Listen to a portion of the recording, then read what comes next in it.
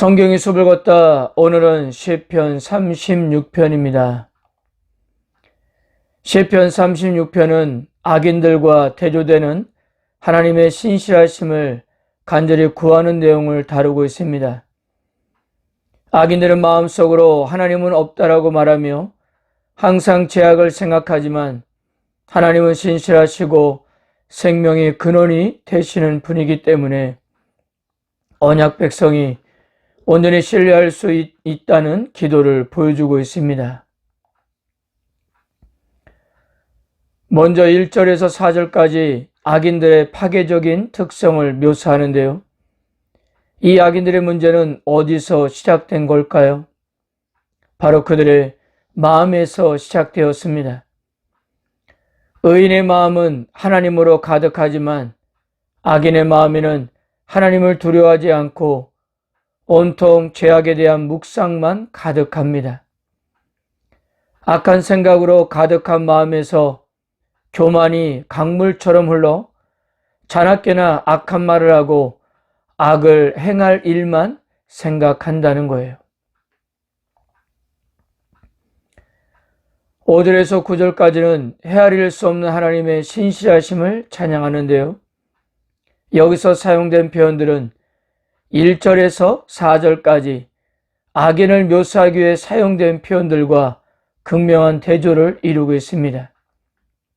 5절과 6절입니다. 여호와여, 주의 인자하심이 하늘에 있고 주의 진실하심이 공중에서 사무쳤으며 주의 의는 하나님의 산들과 같고 주의 심판은 큰 바다와 같으니이다. 여호와여, 주는 사람과 짐승을 구하여 주시나이다. 신은 여호와의 인자하심과 진실하심이 하늘과 공중에 미친다고 고백하는데요. 하늘과 공중은 인간의 손이 닿을 수 없고 채울 수도 없습니다. 그런 하늘이나 공중을 채우고도 남을 만큼 크고 광활한 것이 바로 하나님의 인자하심과 진실하심이라는 거예요. 또한 6절에서도 하나님의 의와 심판이 하나님의 산과 큰 바다와 비교되는데요. 하나님의 산은 인간이 정복할 수 없는 큰 산이며 큰 바다는 깊은 바다를 말합니다. 그러니까 이 네 개의 단어들이 각각 하늘과 공중에 이르고 산과 깊은 바다와 같다고 노래하고 있는 것은 헤아릴 수 없이 높고 깊은 하나님의 신실하심을 찬양하고 있는 것입니다. 그리고 이런 하나님의 신실하심은 사람과 짐승에 이르기까지, 즉 지구상의 모든 생명체에 이루고 있었던 거예요. 7절에서 9절입니다. 하나님이여, 주의 인자하심이 어찌 그리 보배로운지요. 사람들의 주의 날개 그늘 아래 피하나이다. 그들의 주의 집에 있는 살찐 것으로 풍족할 것이라. 주께서 주의 복락의 강물을 마시게 하리이다. 진실로 생명의 원천이 주께 있사오니 주의 비단에서 우리가 빛을 보리이다. 하나님의 인자하심이 얼마나 귀한지를 말하는데요. 그 가치는 어떤 것과도 비교할 수 없다는 거예요.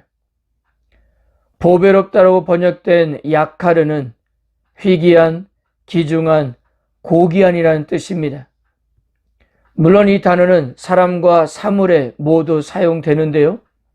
희귀하니까 귀중한 것입니다. 바로 하나님의 인자하심이 그렇다는 거예요. 그리고 하나님의 인자하심이 다양한 방식으로 묘사되는데요. 먼저 그의 날개 아래 피할 수가 있다고 했고요. 또 그곳에서 사람들은 기름진 것으로 풍족함을 얻고 기쁨의 강물을 마시며 또한 그곳에서 생명의 원천이 흘러 넘친다고 했습니다.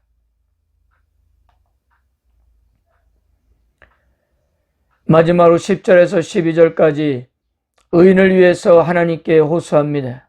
10절과 12절입니다. 주를 아는 자들에게 주의 인자하심을 계속 베푸시며 마음이 정직한 자에게 주의 공의를 베푸소서. 교만한 자의 발을 내게 이르지 못하게 하시며 악인들의 손이 나를 쫓아내지 못하게 하소서. 악을 행하는 자들이 거기서 넘어졌으니 엎드려지고 다시 일어날 수 없으리이다. 시편 36편 전체를 하나로 묶는 주제가 있다면 바로 하나님의 인자하심, 헤세드입니다. 물론 1절에서 4절까지 헤세드에 대한 언급이 없는데요. 그 이유는 악인들이 하나님을 두려워하지 않기에 하나님의 헤세드 안에 거할 수 없으며 그러므로 그들에게는 헤세드가 없기 때문입니다. 그러나 5절부터 하나님의 헤세드는 시의 찬양 뼈대이며 초점이 되는데요. 이제 마지막 부분에서 시인은 헤세드가 주를 아는 자들에게 확장되도록 하나님께 호소하고 있는 것입니다. 하나님의 헤세드가 모든 언약 대상자들에게 확장되게 해달라는 것은 악인들의 존재는 늘 경건한 자의 삶에 지속적으로 위협이 되기 때문에 이들로부터 해를 당하지 않도록 하나님께 기도하지 않을 수가 없었던 것입니다.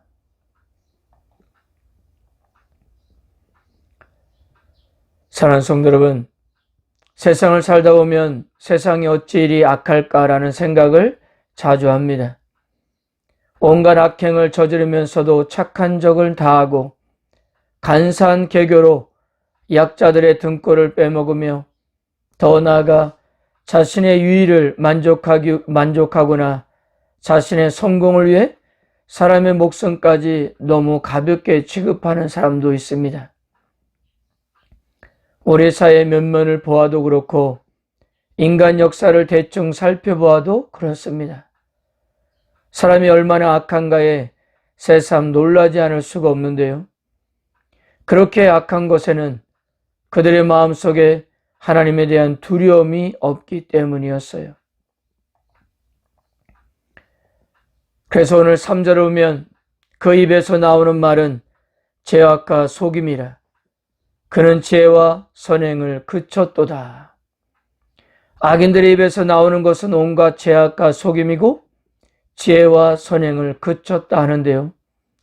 이처럼 지혜와 선행이 그치고 온갖 죄악의 속임을 말하는 이유는 그들이 하나님을 경외하지 않기 때문이었습니다.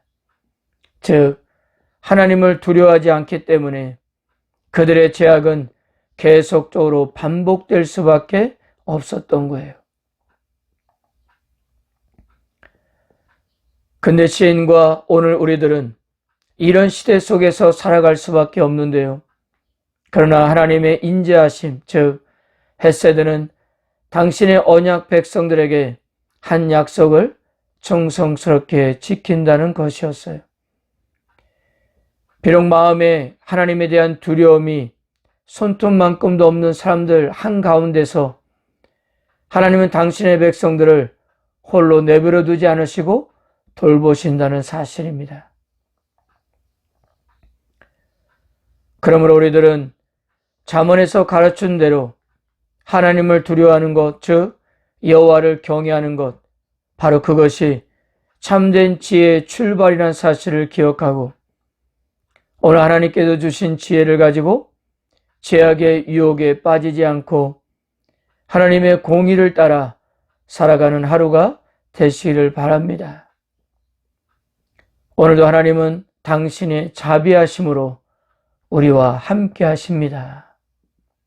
아멘.